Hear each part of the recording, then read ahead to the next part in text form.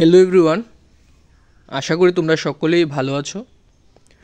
Tripura joint এন্ট্রান্সের exam দেখতে দেখতে চলে গেছে, রেজাল্টও বের হয়ে গেছে। এখন কাউন্সেলিংয়ের যে পর্বটা সেটা শুরু হতে যাচ্ছে। তোমরা নিশ্চয়ই নোটিফিকেশনটা যে ত্রিপুরা জয়েন্ট এন্ট্রান্সের কাউন্সেলিং সম্পর্কে ওয়েবসাইটে তোমরা পেয়েছো, সকলেই অলরেডি তোমরা জানা আছে। তবুও যাদের জানা নেই তাদের ক্ষেত্রে আমি বলছি, দেখো, কাউন্সেলিংটা তোমাদের শুরু হচ্ছে নেক্সট 4 জুন 2025 থেকে 8 জুন 2025। এটা সম্পূর্ণ তোমাদের অনলাইন কাউন্সেলিং হবে। এখানে কোনো তোমাদের অফলাইন কাগজ অথবা কোনো অফলাইন অ্যাপ্লিকেশন কিছুই করতে হবে না। তোমরা সম্পূর্ণ সেটা স্টেপস ওয়াইজ সেটা অনলাইনে তোমরা করবে। অনলাইন চয়েস ফিলিং করবে, অনলাইন কাউন্সেলিং করবে, অনলাইন অ্যাপ্লিকেশনটা কাউন্সেলিংয়ের সেটা তোমাদের রেজিস্ট্রেশন আইডি এবং পাসওয়ার্ড দিয়ে লগ ইন করে সেটা করবে। কি করে তোমরা অ্যাপ্লিকেশনটা করবে ফর কাউন্সেলিংয়ের ক্ষেত্রে আমার প্রিভিয়াস ইয়ারের যে ভিডিওটা আছে তোমরা সেটা দেখে নিতে পারো। একটা হেল্প তোমাদের এটা সেটা থেকে একটা পেয়ে যাবে, কি করে তোমরা স্টেপ ওয়াইজ কীভাবে যাবে। আমি গত বছরে একটা ভিডিও বানিয়ে দিয়েছি, আমি ওই ভিডিওটার লিঙ্ক আমি এই ভিডিওর ডেসক্রিপশনে দিয়ে দেবো, সঙ্গে টেলিগ্রাম চ্যানেলেও দিয়ে দেবো। ওই ভিডিওটা দেখে তোমরা স্টেপ ওয়াইজ একটা ধারণা করে নিতে পারবে কী করে তোমরা চয়েস ফিলিংটা করবে। দেখো, এখানে লেখা আছে যে সম্পূর্ণ অনলাইন রেজিস্ট্রেশন এবং কাউন্সেলিংয়ের জন্য কোনো প্রকার ফি জমা দিতে হবে না। ঠিক আছে, আমি তোমাদের ছোট একটা ধারণা তোমাদের দিয়ে দিচ্ছি।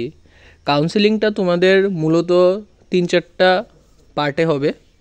একটা হবে তোমাদের ফার্স্ট কাউন্সেলিং, দ্বিতীয়টা হবে সেকেন্ড কাউন্সেলিং, তারপর তোমাদের চলে যাবে ডাইরেক্ট অফলাইনে, যেটা সম্পূর্ণ তোমাদের হবে অন স্পট কাউন্সেলিং। ঠিক আছে, তোমাদের ফার্স্ট রাউন্ড কাউন্সেলিংটা পাওয়ার পর যারা যেসব সিট পেয়ে যাবে, তারা যাদের পছন্দ সিট পেয়েছো তারা অ্যাকসেপ্ট করবে। যাদের ইচ্ছে যে তোমরা ওই সিটটা পাওনি কিন্তু তোমাদের লাগছে কি তোমরা সেকেন্ড রাউন্ডে কাউন্সেলিংয়ে তোমরা পেতে পারো, তখন তোমরা ফার্স্ট রাউন্ডের কাউন্সেলিংয়ে যে রেজাল্টটা আসবে সেই রেজাল্টে তোমাদের নিচে অপশান থাকবে যে তোমরা সেটা উইথড্র করতে চাও, তোমরা সেটাকে অ্যাকসেপ্ট করতে চাও না। যারা ফার্স্ট রাউন্ডের কাউন্সেলিংয়ে যে কলেজটা পাবে, যে কোর্সটা পাবে, যদি তোমাদের মন পছন্দের হয় এবং তোমরা সেটা রাখতে চাও, তাহলে নিচে অপশান থাকবে অ্যাকসেপ্ট। সেই অ্যাকসেপ্টে ক্লিক করবে, তাহলে তোমরা সেটা অটোমেটিক্যালি তোমাদের নামে যে তোমরা যে অ্যালটমেন্ট লেটার সেটা এসে যাবে।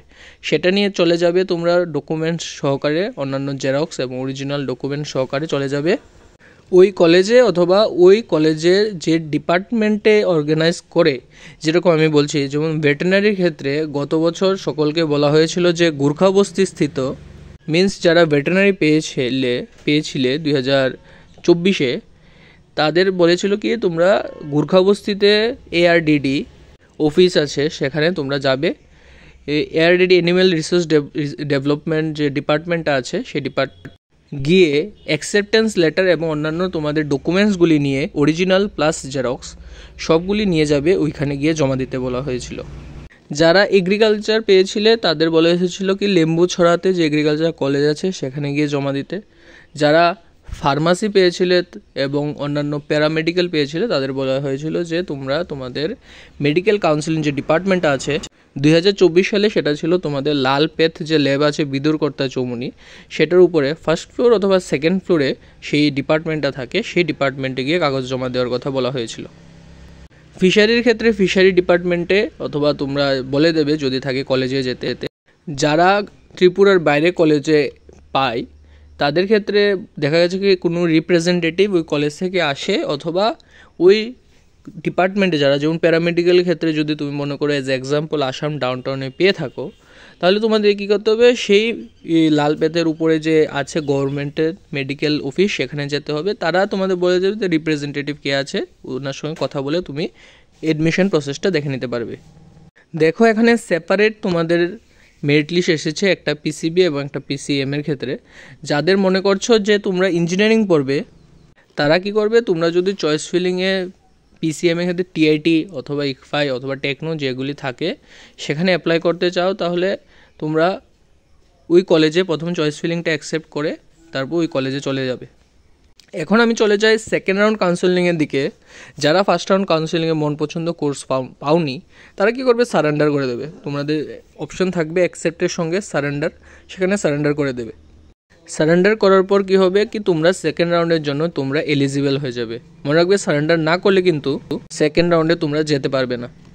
নেক্সট এখন যদি বলি সেকেন্ড রাউন্ডের সিট সেইরকমভাবে কিছু কিছু কলেজের ক্ষেত্রে তোমরা অনলাইন হয় বা কিছু কিছু ক্ষেত্রে দেখা যায় যে সেকেন্ড রাউন্ডে টোটালি তোমাদের ওপেন রাউন্ডে চলে যায়। এখন ওপেন রাউন্ডে যদি বলি মানে মিন্স তোমাদের অন স্পট এডমিশন, লাস্টের কি হয়েছিল কি যতগুলি এগ্রিকালচারের লাস্ট ভ্যাকেন্ট সিট বাকি ছিল ফার্স্ট রাউন্ড এবং সেকেন্ড রাউন্ডের পর, তাদেরকে বলেছিল কি তোমরা এগ্রিকালচার কলেজ লেম্বুছড়াতে তোমরা সকলেই চলে যাও যারা এগ্রিকালচার নিতে ইচ্ছুক।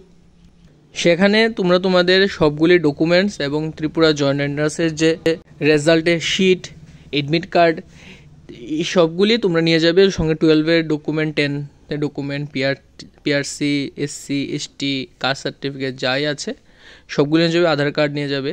আর সেখানে গিয়ে অন স্পট ওই দিনই তোমরা জেনে যেতে পারবে কি তোমরা সিট পেয়েছো কি পাওনি। সেটা তোমাদের rank wise, first come first service ওয়াইজও অনেকটা ধরে নিতে পারো। অথবা তোমাদের সেখানে মনে করে 100 জন এসেছে, সেটার মধ্যে যাদের র্যাঙ্কটা বেশি আছে তারা আগে চুজ করলে তাদের পেয়ে যাবে।